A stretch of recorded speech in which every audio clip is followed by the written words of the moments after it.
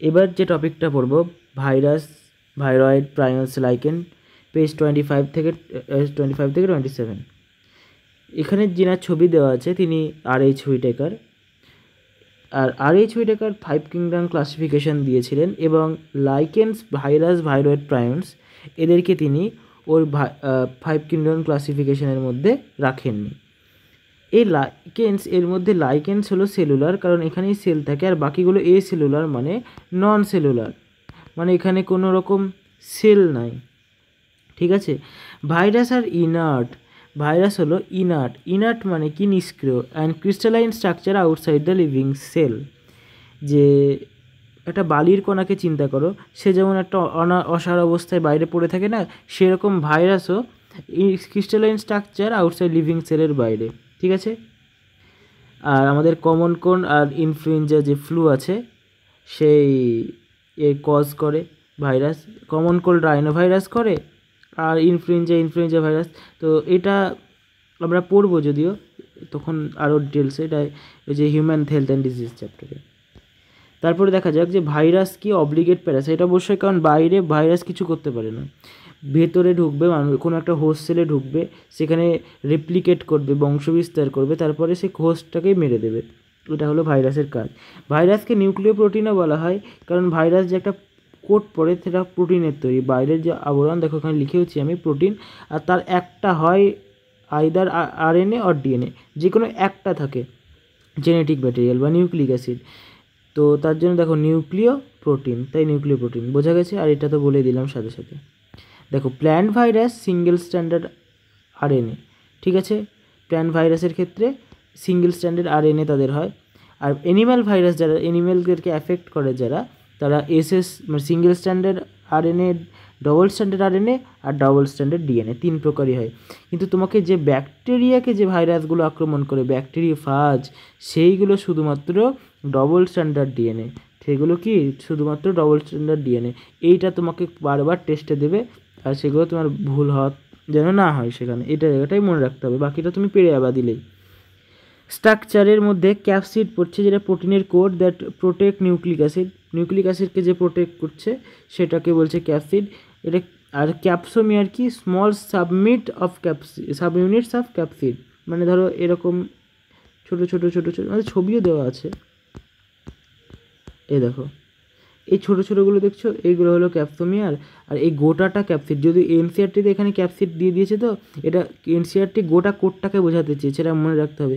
যদি এনসিআরটি যদি এরকম করে ছবি দিয়ে ক্যাপসিড লিখতো তাহলে আমার মতে ভালো হতো, কিন্তু এনসিআরটি এরকম করেছে কেন আমার জানা নেই। আর এখানে দেখো RNA, আর এই দেখো এটা ব্যাকটেরিওফাজ, ডায়াগ্রামটা বুঝিয়ে দিই। ব্যাকটেরিওফাজে কী বলেছিলাম, এখানে ধরো DNA, এখানে DNA থাকবে এরকম করে, ঠিক আছে, DNA। আর এটা হেড, কলার আর শীত এটা, আর এটা টেল ফাইবার, এটা তো নর্মাল ডায়াগ্রাম, এটা সবাই পারবে, ঠিক আছে। তাহলে এটা কিসের, এটা TMB ভাইরাস, টোব্যাকো, তাই এটা সিঙ্গেল স্ট্যান্ডার্ড, কারণ টোব্যাকো মোজাইক ভাইরাস, টোব্যাকো কি প্ল্যান্ট, তাহলে প্ল্যান্টে কী হবে সিঙ্গেল স্ট্যান্ডার্ড RNA। আর এই দেখো এখানে যদিও নাই, কিন্তু আমি তাও বলে দিলাম ব্যাকটেরিওফাজ, কারণ আমরা পড়লাম কি ডবল স্ট্যান্ডার্ড DNA দেখা যাবে। চলো এবার ডিজিজ, যে হিউম্যানের ক্ষেত্রে যে ডিজিজগুলো করে ভাইরাস, যেটা মামস, স্মলপক্স, তারপরে হার্পস যেগুলো, তারপরে ইনফ্লুয়েঞ্জা, তারপরে এইডস কী করে, HIV ভাইরাস, যদি এগুলো পড়বো। আর প্ল্যান্টের ক্ষেত্রে যেটা মনে রাখতে হবে, প্ল্যান্টেরটা মনে রাখো, এগুলো তোমরা জানো, মামস, স্মলপক্স, হার্পস, এগুলো হার্পস যেগুলো আছে। এবার দেখো যে মাই লিলি ইজ ড্রপ, এটা তোমার trick.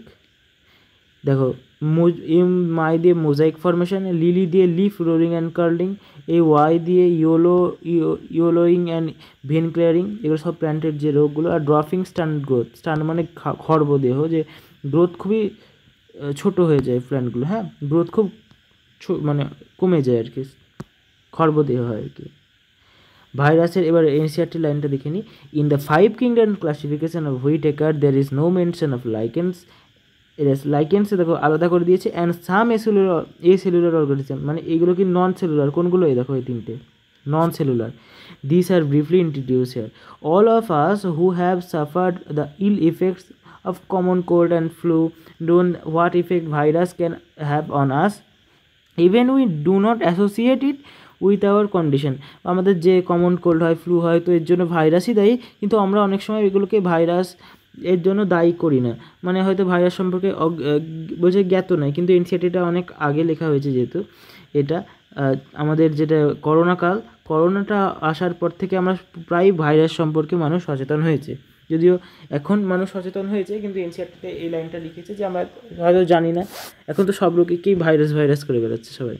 Virus did not find a place in classification since they are not considering true living, বা যেহেতু প্ল্যান ক্লাসিফিকেশনে নাই, তার ট্রু লিভিংয়ে বলতে পারি না, কেন তাদের মধ্যে যে সেল স্ট্রাকচার তার মধ্যে নাই, কেন সেলই নাই, তো সেল স্ট্রাকচার কী থাকবে। এটা নন সেলুলার অর্গানিজম, তাই দেখছে that are characterised by inert crystalline structure outside the living cell, যেটা আমি লিখে দিয়েছি। ইনার্ট মানে কি, নিষ্ক্রিয়। এবার তোমাকে তিনটে তোমার যে ভাইরাস সম্পর্কে তিনটে বিজ্ঞানী দিয়ে দিয়েছে। এবার তোমাকে মনে রাখতে হবে, একটা গাড়ি হয় BMW, হয়, তোমাকে মনে রাখতে হবে DMW, BM না DMW ফার্স্ট লেটারগুলো নিয়েছি। এবার দেখো স্কাই যেটা আকাশ মানে সে প্রথম একদম উপরে, তাই জন্য ওপরে 1892 সাল। Name virus venom or poisonous fluid, এটা ভাইরাসকে নামকরণ করে, ভেনাম মানে ওই যে সাপের বিষ যা ভয় যেটাকে বলে না, আর পয়জনাস ফ্লুইড তাই বলে। মোজাইক ডিজিজ অফ টোব্যাকো তিনি এখানে লক্ষ্য করেন। আর যেটা ব্যাকটেরিয়া প্রুফ ফিল্টারকে প্লাস করে যায়, মানে ধরো একটা ফিল্টার, যেমন ধরো একটা ছাঁকনি, সেই ছাঁকনিতে ব্যাকটেরিয়া, মানে ধরো চা পাতা যাচ্ছে না, তার মানে চা পাতাটা যাচ্ছে না। এবার দেখা যাচ্ছে এমন একটা চা পাতা ইউজ করছি যেটা ছাঁকনা দিয়ে চলে যাচ্ছে, তার মানে ফুটোগুলোর থেকে ওই জিনিসটা আরও ছোটো, যেহেতু ক্রস করে যাচ্ছে, যেমন জল ক্রস করে যায়, তেমন কিছু একটা ক্রস করে যাচ্ছে। তার জন্য bacteria pass through bacteria proof filter, যদি ব্যাকটেরিয়াকে পাস করে যাচ্ছে, তার মানে এটা কি ব্যাকটেরিয়ার থেকেও ছোটো, এটা প্রমাণ হচ্ছে। বুঝতে পারলাম? ব্যাকটেরিয়া একটা পাশের একটা জিনিস, যেটাতে ব্যাকটেরিয়া পাস হতে পারবে না, ওটা দিয়ে ভাইরাসকে পাস করছে, হ্যাঁ পাস হয়ে যাচ্ছে। কেন পাস হলো? ছাঁকনা দিয়ে। কারণ ভাইরাস যদি বড় হতো তাহলে পাস হতো না, অবশ্যই বড়গুলো পাস হবে না, পরেই থেকে যাবে। যেহেতু ছোটো, তার জন্য পাস হয়ে যাচ্ছে, সেটাই বলছে।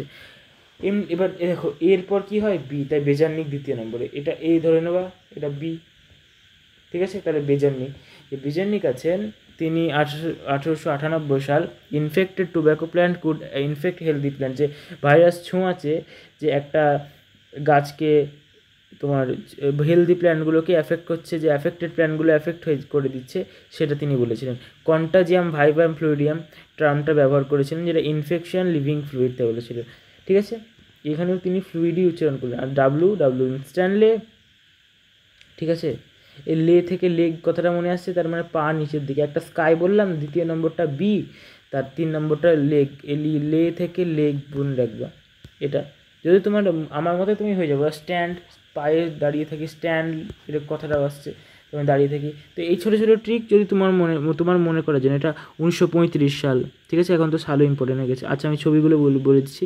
ইনি ডিমৃতি ইভেন্সকাই, আর এই হ্যান্ডসাম যিনি আছেন, চুলটা খুব সুন্দর করেছেন, যার নাম বেজারনিক।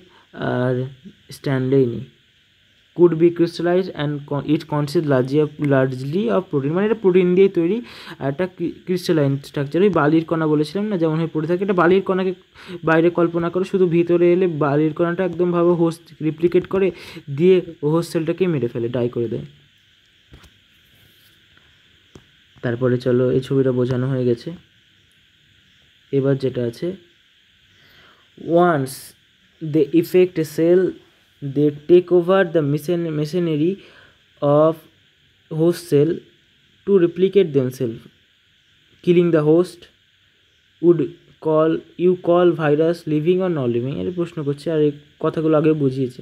Virus mean venom or poisonous fluid. Dimitrievsky 1892 recognized certain microbes as causal organism of mosaic disease of tobacco.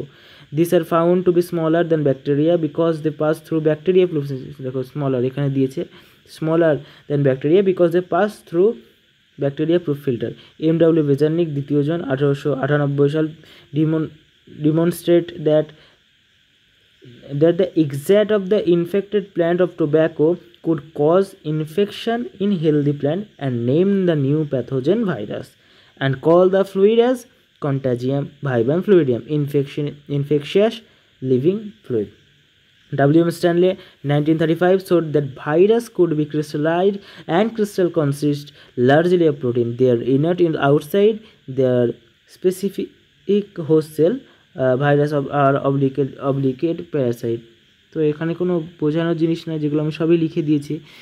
তো ইন কন্ডিশন অফ প্রোটিন এটাও লেখা, condition sorry in addition to proteins virus also content genetic material, বলছিলাম এটা code পড়ে থাকে, একটা genetic material থাকে that could be either RNA or DNA. No virus contain both RNA and DNA. A virus is a nucleoprotein and the genetic material is infectious.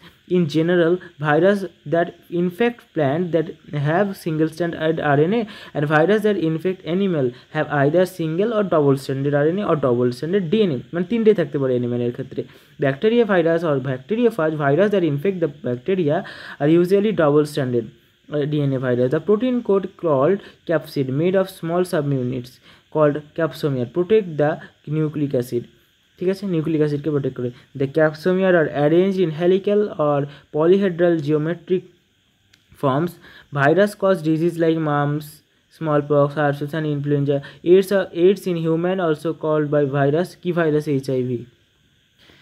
In plants, the symptoms can be mosaic formation, leaf rolling, curling, yellowing. ওই যে ঠিক বলেছি, my lily is drop, and veil clearing, dropping and stunt growth.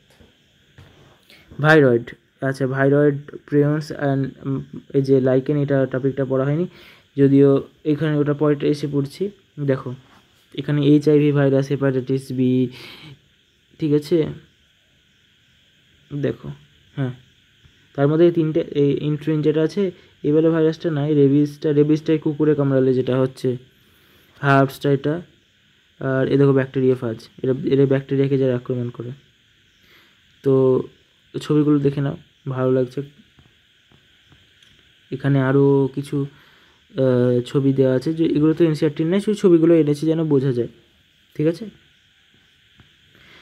দেখো single standard, এ দেখো ভাইরয়েডগুলো এরকম হয়। দেখো ভাইরয়েডটা না ভাইরাসের সমান নয়, কেন?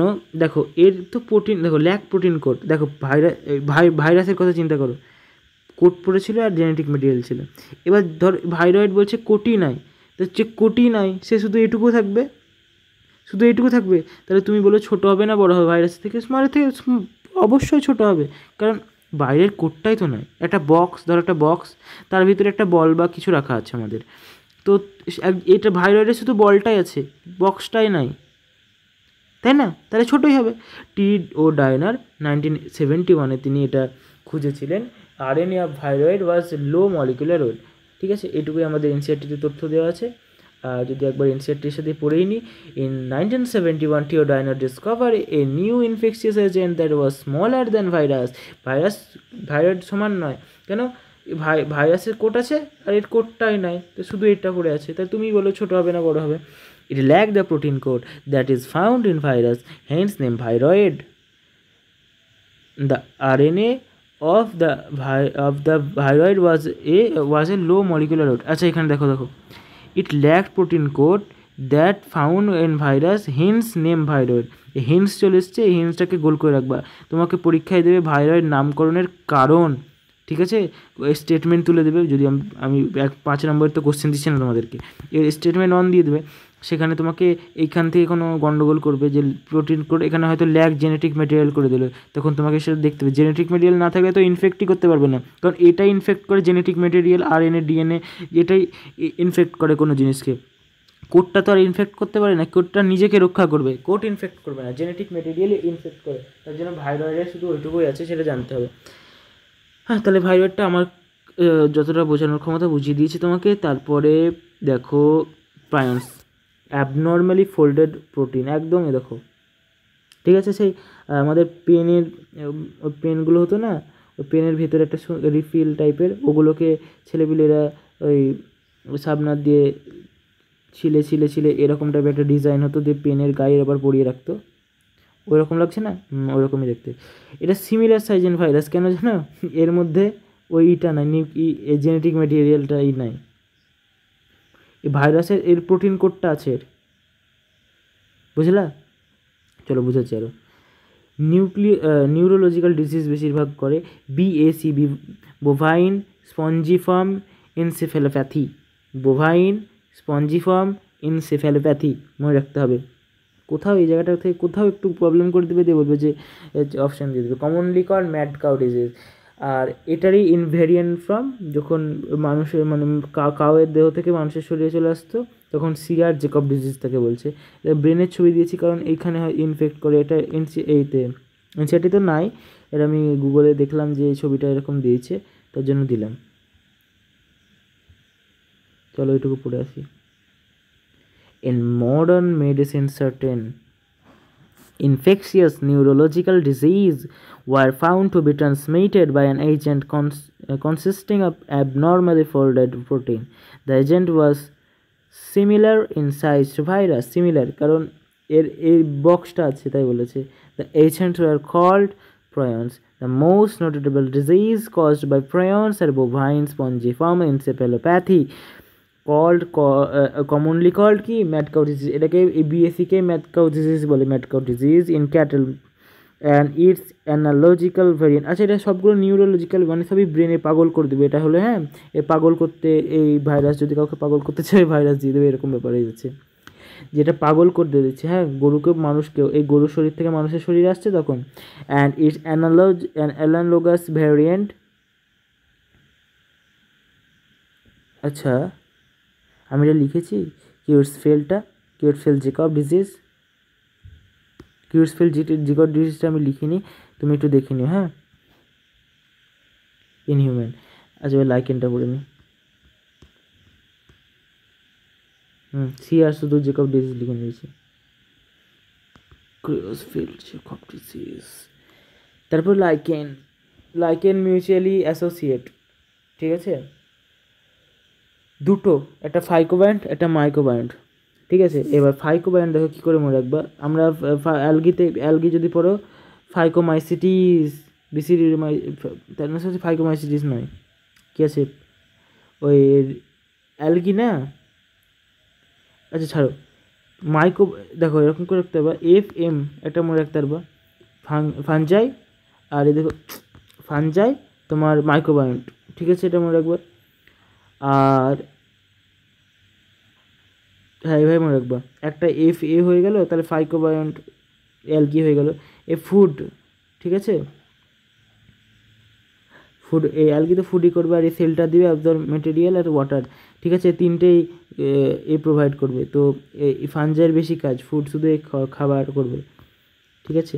আর pollution indicator not grow in polluted area, ঠিক আছে পলিউটেড এরিয়াতে থাকবে না, তার জন্য পলিউশন ইন্ডিকেটার, যেখানে থাকবে না সেখানে ভাববো আমরা পলিউশন হয়েছে। দেখো অ্যালগাল দেখো লাইকেন্স আর symbiotic association, mutually usually association between algae and fungi. The algal component is known as phycobiont and fungal component as microbiont. FM থেকে মনে রাখবো, FM fungal component microbiont, which are autotrophic and heterotrophic respectively. K autotrophic, যে নিজে নিজে খাবার বানায়, কে বানায় ফাইকোবায়ন্ট কে algae, আর হেটেরোফাইটিক কে মাইক্রোবায়ন্ট, কারণ সে কী করছে এই দেখো algae prepare food for fungi, আর fungi provide shelter absorb material আর নিউট্রিয়েন্ট। আচ্ছা হেটেরোট্রপিক মানে বিভিন্ন জায়গা থেকে খাবার, ফানজাই তো বিভিন্ন মাটি থেকে নিজেও খাবার বানাতে পারে না, তাই মাটি থেকে এই সব করে অ্যাসোসিয়েশন করে খাবার করে, তার জন্য হেটেরোট্রপিক সে, ঠিক আছে। আমরাও হেটেরোট্রপিক আমরা নিজেরা বানিয়ে খাই, আর অটোট্রপিক যারা নিজেরা বানায়, এটা বায়োলজিক্যাল ক্লাসিফিকেশানে মানে বেশি দেওয়া আছে, তখন পড়া যাবে। আচ্ছা provide shelter, absorb mineral nutrient and water for its partner, so close in association that if one saw a lichen in nature one would never imagine they are two different organisms. Then lichen are very good pollution indicator, they do not grow in polluted areas. তো এটা তো easy line. এখানে বলছে যে তুমি যদি দেখো না লাইকেনকে তা তুমি বুঝতেই পারবে না যে লাইকেন একটাই কোনো গাছ আছে। দেখো আমি লাইকেনের ছবি এনেছি, এই তিনটে ছবি দেওয়া ছিল, দেখো বুঝতে পারছো যে এখানে দুরকম জীব আছে, বোঝা যাচ্ছে না বোঝা যাচ্ছে না, তো এটা লাইকেন। তো এখানে আমাদের চ্যাপ্টার শেষ হলো, চ্যাপ্টার শেষ হয়নি, এই টপিকটা শেষ হলো।